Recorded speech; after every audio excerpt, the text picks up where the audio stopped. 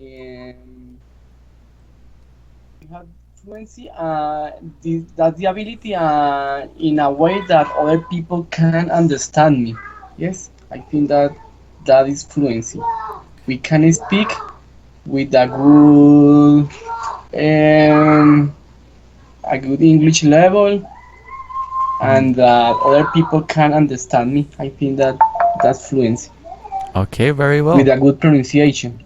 Speak with good pronunciation. And do you think you can be also be a fluent writer? Is that possible, Oscar? Yes, I think yes. The, there are fluent writers. Hmm. Yeah, I think that s- those people have the ability to write in, and with good level, and the other people can understand what they are writing. Very well. So yeah, fluency is not only related to the word of speaking, but it's also applicable to all other skills. And that's the case of writing. Very well, Oscar. Thank you. Now, let's go with Angie. Angie, please tell me what is accuracy about. Okay, Tudor. Okay, I think that the accuracy refers to how to what is the use of the language. For example, the one learner may be fluent, but not accurate. For Mhm. example, you mean it clear, but they make a lot of mistakes. For example, Mhm. including use of grammar. Excellent. That's what I wanted to hear. So, thank you, Angie. Now, fluency, yeah, it's related to. We can even talk about fluency in the form of rhythm. Imagine music. If you keep a cohesive rhythm, you're gonna be fluent. It's not only about talking fast, it's about having one very specific rhythm. I got one message. Please let me check. Hello, tutor. Uh, I also have with Angie, but she's not here. Let's see what she writes. Give me just 1 second. I'm sorry for that, guys. Okay, Tudor, don't worry. Thank you.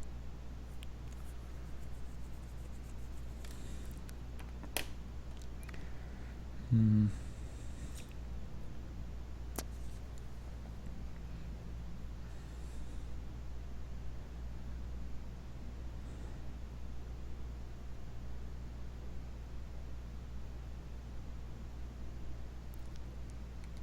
Okay, she's taking her time. Now, let's continue. So, fluency, we can also call this rhythm. And fluency should never be confused to speed. You can speak very slow and have higher fluency. On the other hand, we have accuracy, and that was perfect from Angie. Thank you. And that's related to making mistakes. So in this case, not making mistakes. It's also applicable to the ideas we want to produce and how well people get them. So let's say, for example, I want to say that I have had so many money problems in the past 3 months, and I want to say this to my bank. So I need the ability to be accurate with my words and tell them what's going on. Depending on my accuracy level, they might get the right idea, that is, I'm not receiving enough money to pay the bills, or they might get the wrong idea, and therefore we couldn't have an agreement. So those are the goals that most people set when learning languages: fluency and accuracy. There's also proficiency, but proficiency is the result of fluency and accuracy. This is also some of the latest levels we have when learning a language, and we call that a proficient user. So proficient user. And what is a proficient user? It's someone who is able to use language and communicate his ideas very well. He's proficient because he's very good at communicating topics from, I don't know, groceries to very hard scientific stuff. So that's how we know someone is proficient, because he gets to use language and multiple variables. Alright, so that was the warm-up. Now remember, the goal is to be able to get a good score on a listening drill. So I'm gonna say some hypotheses. I'm gonna also talk about very specific words, and some of this you have to get them in order to get that reading drill. Let me check again. I couldn't get in. Okay, let me just write Jenny.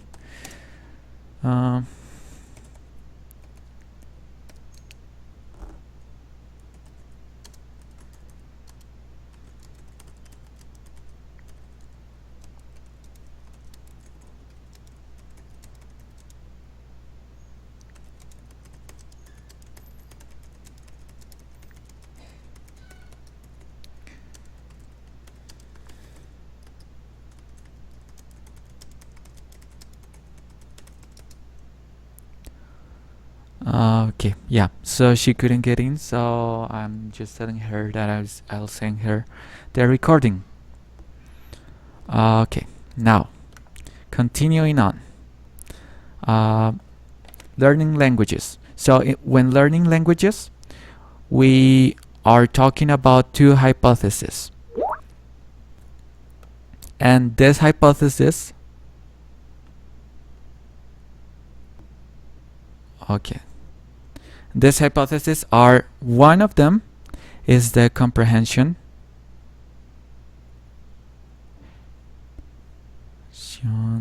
hypothesis, and the other one is called the skill building hypothesis. This is related again to learning languages. These are the only hypotheses that we have when learning a language. So it's important to know this too, because right now we're in the middle of a war. That is a war. And why is it a war? Well, it's because some guys from this side want to get money. And how do they get money? Well, by making a lot of tests, by telling us that we need to follow certain programs, very specific programs. Also, some schools have business with some test makers, so test makers relationships. Let's leave it with test makers. But on the other hand, the comprehension hypothesis is a more creative hypothesis, and let's talk about that. So the comprehension hypothesis is just about learning language that we understand. This is important. So language which we understand. So what is that? For example, we might be reading a very simple story we might be watching cartoons. They might be talking, and due to that context, it's easy to understand. Also, this is applicable to some movies. So all of this are context dependent. Context dependent. How do I understand something? Well, it's thanks to the context. And that is all for the comprehension hypothesis. This is the comprehension hypothesis. Now, in this hypothesis, it follows a very specific structure. So we get CI. What is CI? It's comprehensible input. I can write it here. Comprehensible input. So I get CI. CI is, as I was saying before, reading, watching cartoons, watching movies. And if I do those, I'm gonna get skills. So what skills? Well, I'm gonna be good at reading. I'm gonna be good at speaking, etc. Now let's look at this guy.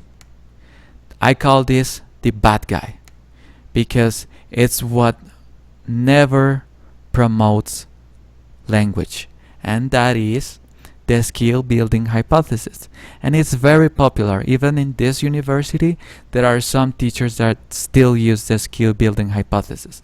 And how does that work? So let me tell you about the structure.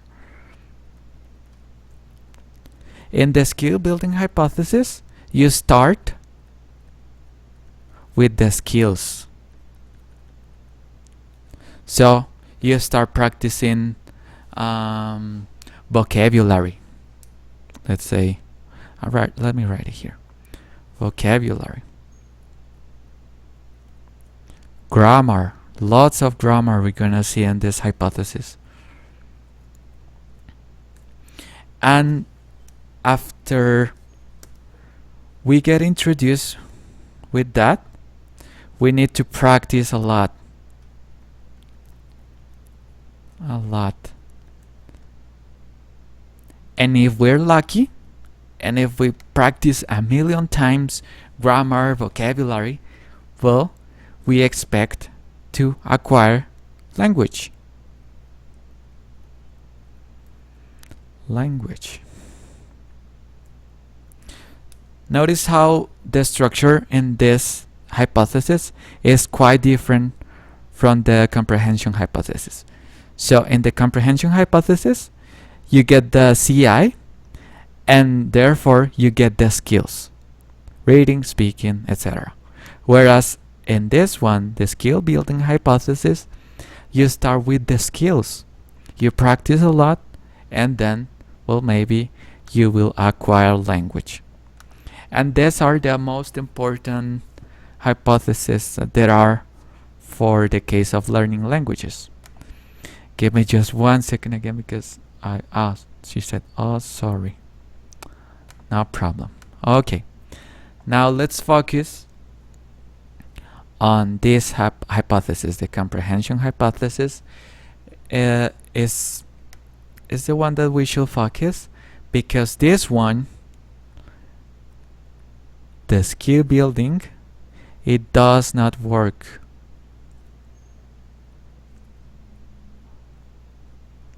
If we keep studying grammar and vocabulary and repeating that, we're never gonna acquire language. And you'll never meet anyone who has practiced lots of grammar and be a proficient user. The one that I was talking about here just in the beginning of the lesson. So a proficient user, one that has fluency and accuracy. That's not possible with the skill building. Now, let's focus on the comprehension hypothesis. Here, CI, it's very important to adopt material that we like. Material we like. And that has a very specific name. That is self. Give me just 1 second because I forgot. I need to read my notes.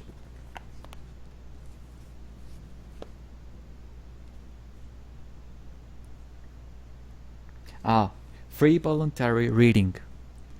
FVP.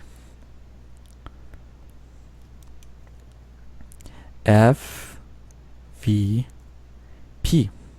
So free voluntary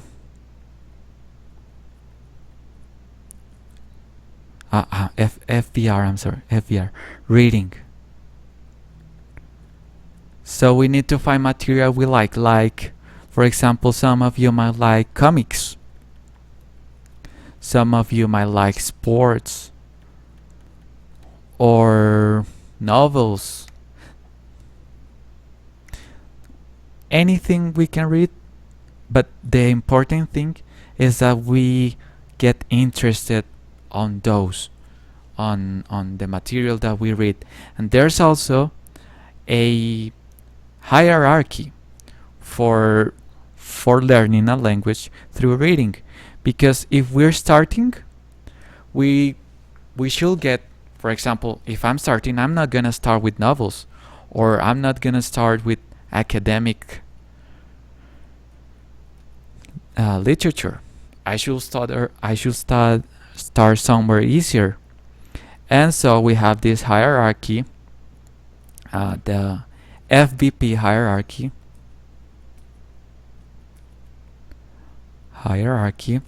and it says, well, we have basically 3 levels: number 1, number 2,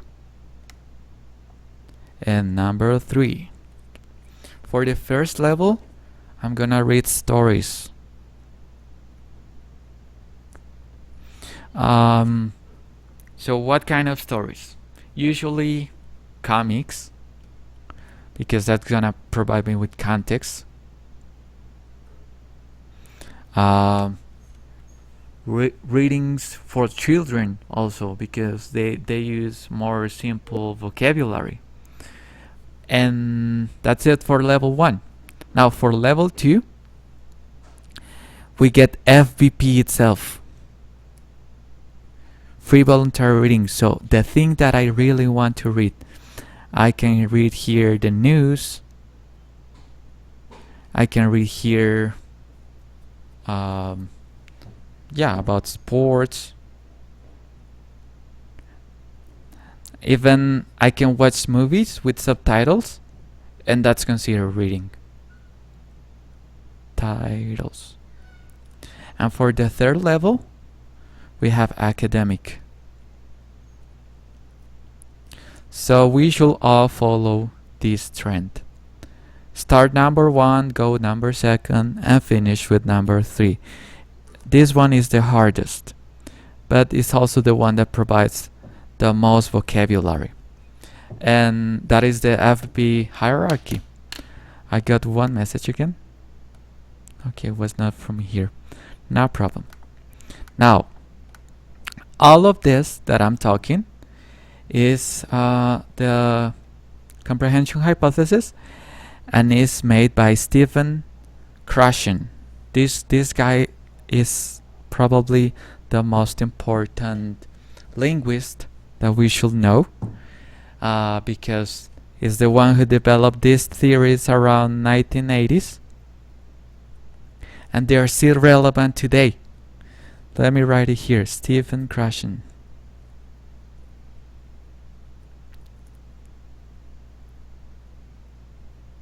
Some of you might be familiar with him from the courses of language acquisition, because, well, he focuses on how we acquire language. And yeah, he made a ton of studies related to that. I also want to talk to you about one, and it's about the audiolingual method compared to the comprehension hypothesis. So in that study, let's make it a quick parentheses. So I'm gonna talk about the study right now. And so he made a study with kids from Fiji, from the grades 5 and 6. He reunited 3 groups: group number 1, number 2, and number 3. Now, group number 1 study English through the audiolingual method.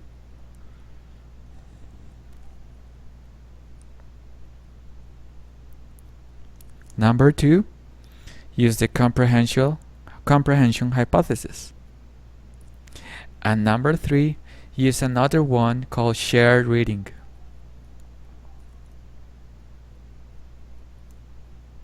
In the comprehension hypothesis, students apply the FBP. FBP is just, if FBR, I'm sorry, is just a nice way of saying reading what you want. What you want. So what teachers did here? They got classes of English and they gave around 100 books to the students and allowed them to pick whatever they wanted to read. So it worked like that. Now in shared reading, it was the same, but in this one, teachers asked for summaries and they asked for questions about the reading that the kids just read. So let's summarize that with more examination. This one is different from this one because in the comprehension hypothesis, you don't have tests, no tests, just pure joy, pure enjoyment. All fun in this one. So what were the results? The results when you learn languages are not made, well, the results are A1, A2, B1, B2. No, when we're talking about acquiring languages, we talk about that in terms of time. So for example, I could be studying 1 month English and I acquire 1 year of English in 1 month. So that's how it works. Well, in this study, for the first group, they in 1 month they acquire 3 months of language. 3 months. For the second month, they acquired 7 months. And for this one, they acquired also 7 months. So notice how the audiolingual method, well, it can work, but we should focus on the comprehension hypothesis and share reading, that is reading a lot, because that's gonna provide us with the most acquisition for language. And that's it for the explanation. Now we can move to the exercise. Now before we move to the exercise, I'd like to know from you guys if everything is clear, or maybe do you have any questions? Yes, teacher, it's clear, but I have a question.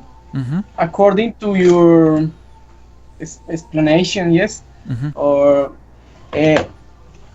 when we teach grammar, or you don't recommend to teach grammar, or what do you think about that?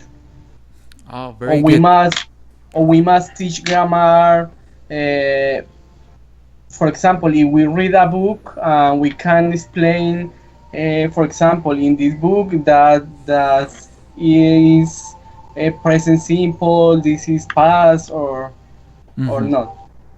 Okay, excellent question. Yeah.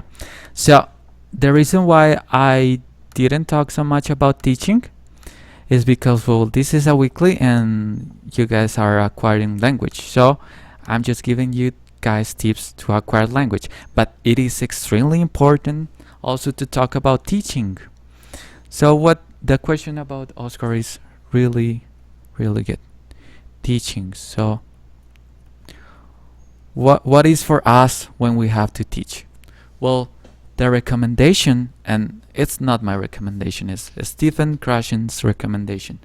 We should never teach grammar. The way we should teach grammar is by giving our students books, and from those books we're gonna get something called inductive learning.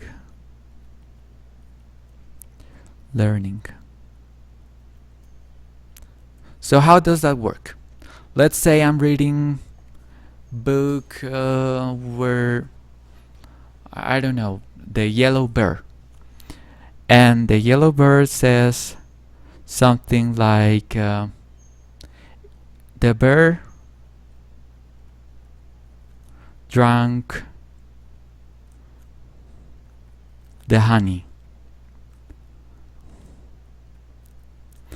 I'm not gonna teach any of the grammar related to the past here of this verb.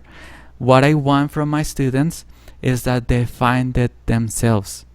So I use something also called pop-up grammar. Pop-up grammar. So my students read, the bird drank the honey, and I say, oh, you notice this bird? You notice that it's different from drink? Well, when we have it with drank, that means it's in past, and that's it. Be very simplistic whenever you have to give grammar, because yeah, it's true, sometimes we teachers need to talk about grammar because it will be impossible to induct the meaning of something. So whenever that happens, we use pop-up grammar.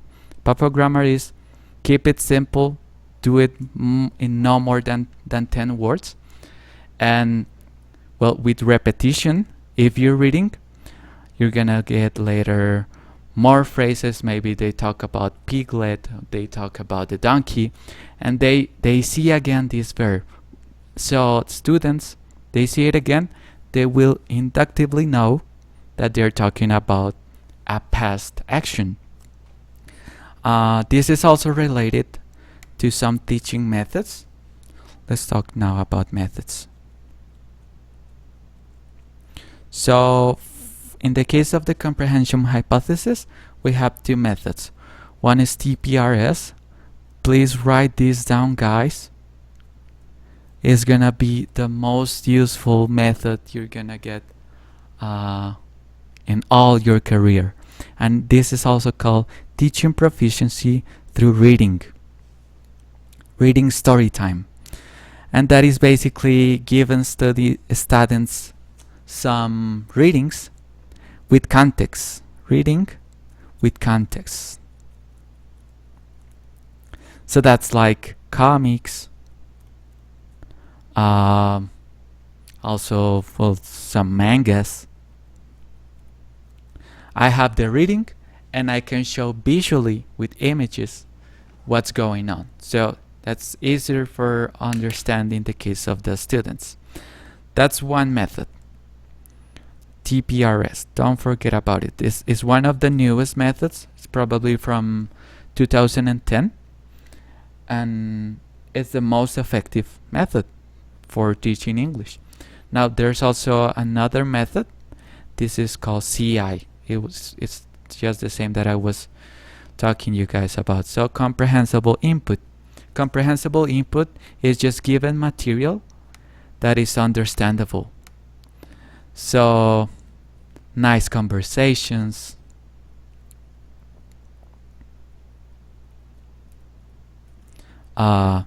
drawings, and well, lots of reading, of course. That is for the case of teaching. So in summary, we should not teach grammar. We should provide tools that let us students intuitively know the grammar. Does that solve your question, Oscar? Yes, teacher, it's clear. Maybe in our context, it's hard to apply because, for example, we don't have a lot of books Mm. in our schools. Yes, and we need to score. Yes, every children, for example, every month we need to give them a grade. Yes, but obviously it's more natural learning through comprehension. At the same time. Yes, yes. Thank you. Yeah, very well. Yeah, I agree. It's difficult to teach when we don't have so many books available. Now, I also have Jenny. Hello, Jenny. That you were able to log in. Uh, could you please mute your microphone because I hear myself? Jenny, thank you. No. Hello, teacher. Excuse me. Hello. Don't worry about it.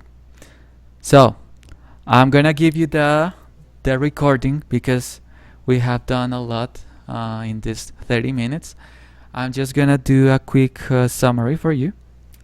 So we were talking about learning languages. Learning languages is basically summarized with two hypotheses. One is called the comprehensible input. No, I'm sorry, the comprehension hypothesis. This one. And the other one is called the skill building hypothesis. So in the comprehension hypothesis, we have that we need to read a lot. And we learn languages by reading. It's that simple. In the skill building, it's not like that. In the skill building, we should focus on building our skills. So studying how to read, studying how to speak, studying grammar, vocabulary. And so my recommendation and the recommendation of experts like Stephen Krashen is don't teach grammar. Never teach grammar. Always give language that is comprehensible to your students. So some of those are stories, giving comics, news, sports.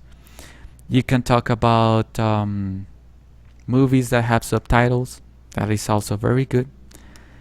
And yeah, that's the quickest summary I can make. Now, it's the moment for us to move to the exercise. We're gonna do a listening exercise about this topic. Listening exercise. And I have the link right here. So what I want you to guys do is to listen to the audio that you have right here. You play that. It lasts 3 minutes and 8 seconds. After that, you're gonna get 5 questions. 1, 2, 3, and 5.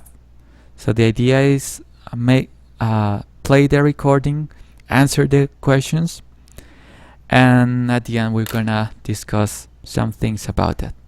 So I'm gonna guys give you 10 minutes, but if you finish early, please write down on the chat to let me know. I just posted the link.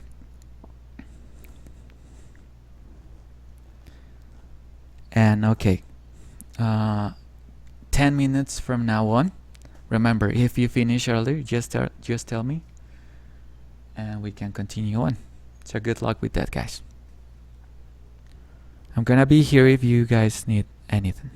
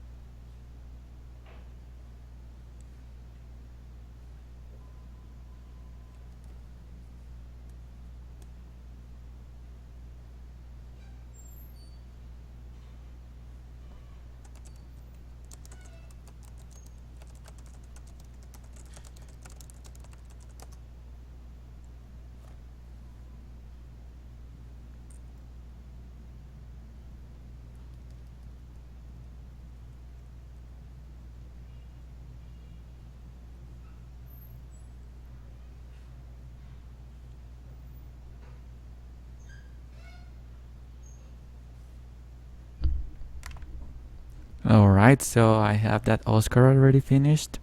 Nice. And how about you, Jenny? Did you finish? Yes, teacher. I listen again the audio. Excellent.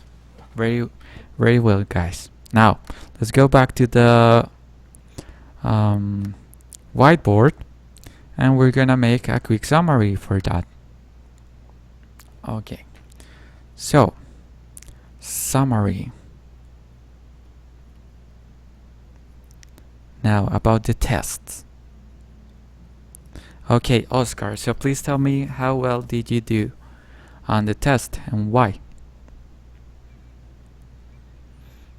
Excuse me, teacher, can you repeat the question? Yeah. So, how well did you do with your test? Like, did you answer all of them correctly? Oh, okay. No, no, teacher. I have, let me see, I don't remember. I have three answers correct, and I had two wrong. Okay, no Yes. problem with that. So that develops over time. If we want to acquire more listening proficiency, it's just what I was saying. So reading more and also watching more videos on maybe YouTube, cartoons. Yes. You're gonna get better with that. All right, thank you, Oscar. Okay, yeah. Yes, teacher. Now we also talk about the comprehension.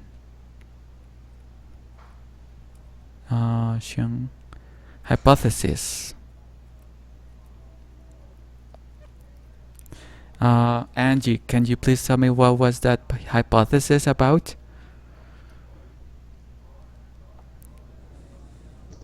Okay, tutor. For example, we have free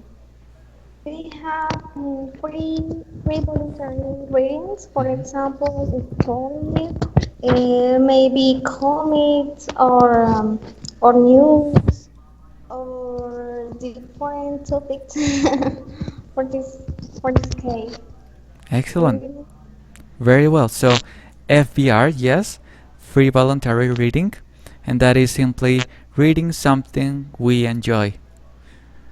That might be a hard task for some of us, so try to focus on what you enjoy. Maybe you enjoy sports, video games, technology, fashion.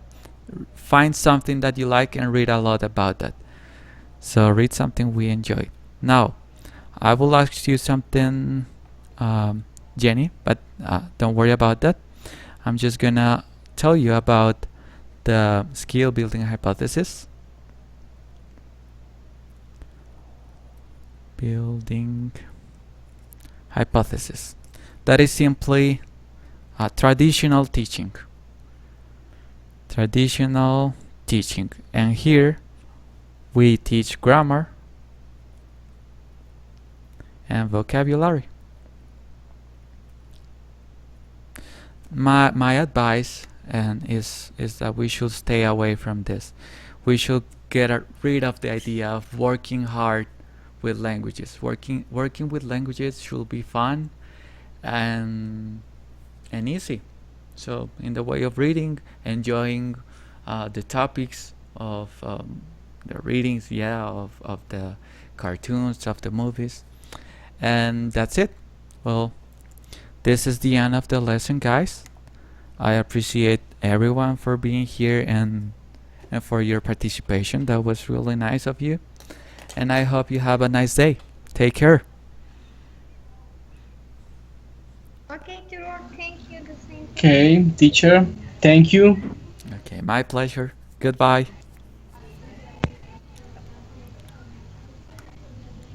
Goodbye, teacher.